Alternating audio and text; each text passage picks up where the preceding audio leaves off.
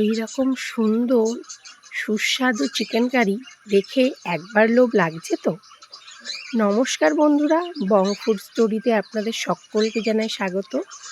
খুবই কম উপকরণ দিয়ে আর খুবই কম সময়ে এরকম একটা সুন্দর সুস্বাদু চিকেন কারি রেসিপি আজকে শেয়ার করব। প্রথমেই কড়াইতে দিয়ে দেব 100 গ্রাম সর্ষের তেল। তেল গরম হলে তার মধ্যে দিয়ে দেব টুকরো করা আলুটা দিয়ে একটুখানি নেড়ে নিয়ে তার মধ্যে দিয়ে দেব সামান্য লবণ আর হলুদ গুঁড়ো। হলুদ আর লবণটা দিয়ে আলুটা ভালোভাবে ভেজে তুলে নেব।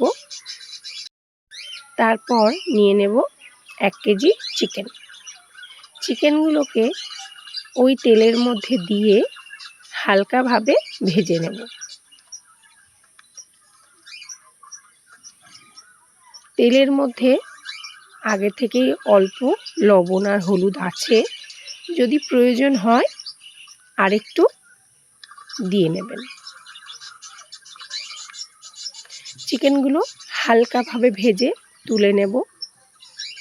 তারপর ওই তেলের মধ্যেই দিয়ে দেব কিছু গোটা গরম মশলা, গোটা জিরে আর দেব 4টে গোটা শুকনো লঙ্কা।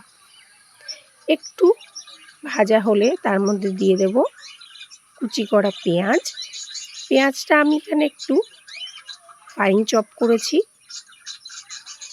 পেঁয়াজটা ভাজা হোক ততক্ষণে ভাজা চিকেনটার মধ্যে দিয়ে দেব 100 গ্রাম টক দই, 1 চা চামচ কাশ্মীরি লঙ্কার গুঁড়ো, 1 চা চামচ ধনে গুঁড়ো আর 1 চা চামচ গরম মশলা গুঁড়ো দিয়ে চিকেনটা ভালোভাবে ম্যারিনেট করে রেখে দেব। এদিকে পেঁয়াজটা ভাজা হয়ে গেছে, তার মধ্যে দিয়ে দেব 2 চামচ আদা রসুন বাটা। আদা রসুনের কাঁচা গন্ধটা যতক্ষণে চলে যাবে তার মধ্যে দিয়ে দেব 1 চা চামচ হলুদ গুঁড়ো। ভালোভাবে মিশিয়ে নিয়ে তার মধ্যে দিয়ে দেব 2টো টমেটো বাটাটা দিয়ে কিছুক্ষণ ভালোভাবে নেড়ে নিয়ে যতক্ষণ না টমেটোর কাঁচা গন্ধটা চলে যাচ্ছে আর মশলা থেকে তেল ছেড়ে যাচ্ছে। মশলা থেকে তেল ছেড়ে গেলে তার মধ্যে দিয়ে দেব 1 চা চামচ লঙ্কার গুঁড়ো আর দিয়ে দেব ভেজে রাখা আলুটা দিয়ে একটু মিশিয়ে নিয়ে তার মধ্যে দিয়ে দেব মাখিয়ে রাখা চিকেন আর তার মধ্যে যে মশলাটুকু ছিল সেইটুকু দিয়ে ভালোভাবে মিশিয়ে নেব।